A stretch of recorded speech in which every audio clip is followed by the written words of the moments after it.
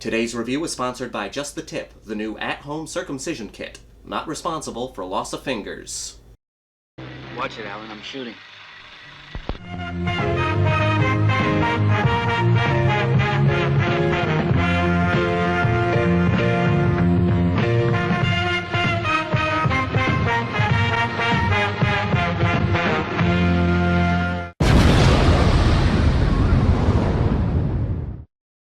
Edge of the Axe.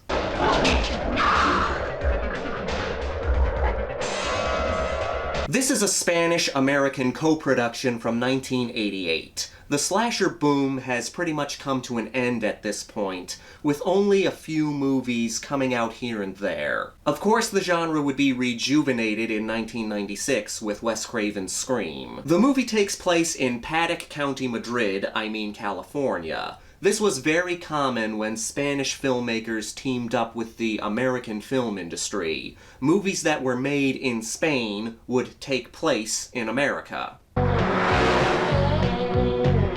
You're the night here in this town, something weird took place. American actors would come to Madrid, thus getting more attention for the film. Anyway, the town of Paddock County, California, is being plagued by a rash of murders being committed by an axe-wielding maniac. As the bodies pile up, the police department tries to keep these killings under wraps. Meanwhile, computer whiz kid Gerald, minus the game, and his girlfriend Lillian attempt to identify the killer. At least, that's how the movie's pitched. I'm a slasher fan. It's my favorite genre in horror, tied with Italian horror movies. And I'll admit, I'm a slasher apologist. I can enjoy a good slasher movie, no matter how cliché it is or how low budget it is, just as long as there's effort put into it. That's not quite the case with Edge of the Axe. Things start out pretty promising. We have a decent opening kill in a car wash.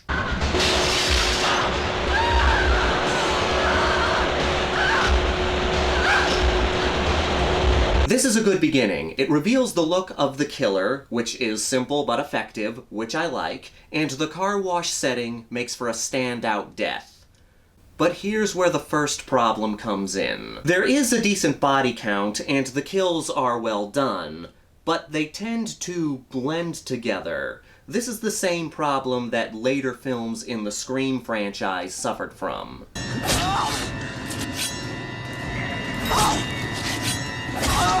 The killers in that series constantly stabbed their victims, but in the first two movies, Wes Craven managed to help each kill stand out. But after that, it was just stab after stab after stab. In Edge of the Axe, we have a good opening kill, and then someone is hacked up with an axe, and then someone is hacked up with an axe, and then someone is hacked up with an axe. Oh, we've got another victim lined up here. I wonder what's gonna happen. Probably another axe hacking. This is the only movie I've seen that can make axe murder boring. When you have a killer that uses the same weapon throughout the movie, you have to be creative in how you handle each kill. But Edge of the Axe doesn't do that. So instead of waiting to see how the next person is going to get it, it just feels repetitive. Then there's the problem with the main characters. I'm sure Jared and Lillian are fine people, but they are fucking boring. What about this other one here? Oh, it's one I used before Icarus. It's an older model. Yeah, you can tell. Gerald is set up as this computer whiz kid, and in every description of this movie I've seen, it sounds like he's going to spend this movie trying to solve this mystery. That's not what happens. He does play on his computer a lot, and he does have the names of all the victims on his computer, but he never does any sleuthing.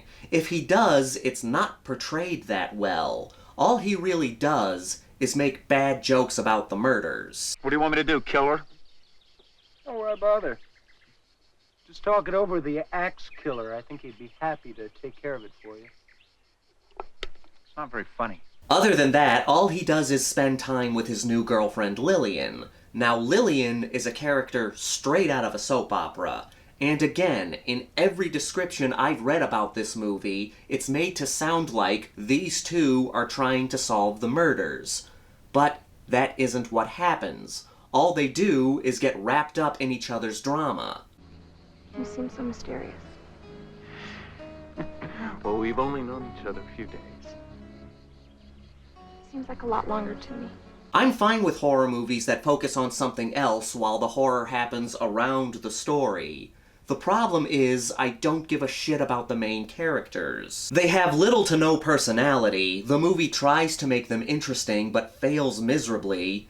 Every time they're on screen, I just space out. That's why I trust you. Why shouldn't you? Oh, fine! I should push it till you fall off this thing. All right, go ahead, try. And then we have the police investigating these murders. At first, the sheriff is constantly trying to keep these murders under wraps. It feels like they're trying to set something up, like he's hiding something. But it goes nowhere. He's just not doing his job because he's lazy. Look, I assure you we'll investigate all the possibilities, but for now, in my report, it's going down as an accident. Here's my main issue with this movie, and I'll admit this is probably mostly my fault, but I'm going to read the back of the box for this one. Nominally set in Northern California, but shot primarily in Madrid, giving the film an off-kilter, transatlantic atmosphere, akin to the like of Pieces. That's what drew me to want to watch this movie. Pieces is a fun, cheesy slasher movie from 1982-1983. Now, it's obvious that I'm a Grindhouse fan. I know Pieces. If you are going to say that a movie is like Pieces, you better give us a movie that's like Pieces.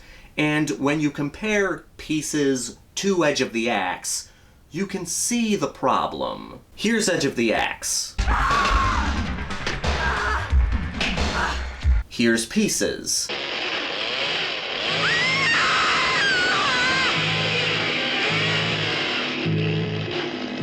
Here's Edge of the Axe. Here's Pieces. Here's Edge of the Axe.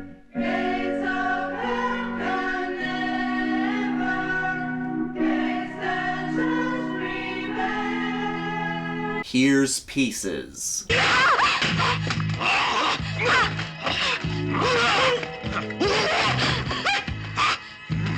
Edge of the Axe is no Pieces. Here's the thing.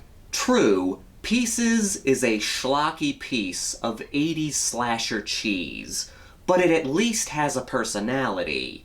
It's schlocky, but it's fun and endearing. Hey, it's my kung fu professor. What's the story, Chow? Oh, I am out jogging, and next thing I know, I am on ground. Something I eat. Bad chop suey. So long. Take it easy. I think us slasher fans would agree that the movies in the genre aren't that different from each other. Slashers revel in cliches. They usually follow the same plot. A killer on the loose, murdering people. But that's kind of why we love the genre. It's not trying to be anything more than fun movies delivering kills and gore. The reason so many slasher movies have been able to stand the test of time is because, as similar as these movies are to each other, they have a personality. They have an air of entertainment about them. And that's the main issue with this movie. Edge of the Axe is just kinda soulless. It doesn't have the same sense of fun as early 80s slasher movies. It's just dull.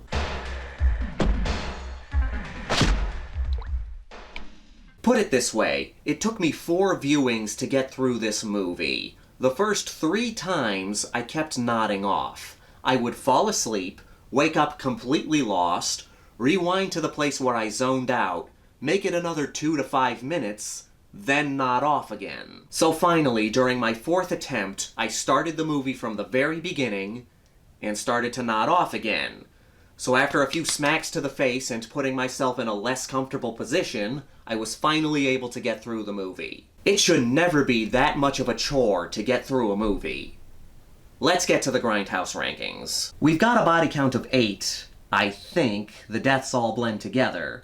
The kills mostly consist of people being hacked up with an axe. It does reach the slasher requirements with a good body count, and the opening kill is pretty damn good, but that's about it. The movie feels like it's building to something, but the payoff is a letdown. The atmosphere is shit. The kills blend together. The characters are dull and feel like they're out of a Lifetime movie. All in all, it's just a bland slasher flick. This is a 2 out of 5. If you're curious, check it out. Maybe you'll like it more than me, but I just can't bring myself to recommend this one. As always, I want to thank all of you for watching and supporting my channel. If you're new here, please subscribe and give this video a thumbs up if you like what I do here, or give it a thumbs down if you don't like what I do here. Leave a comment down below. Let me know your least favorite slasher movie. This is the Maniac, here to remind you that the Grindhouse will never die. Oh, and watch Pieces if you want a slasher movie that's actually fun.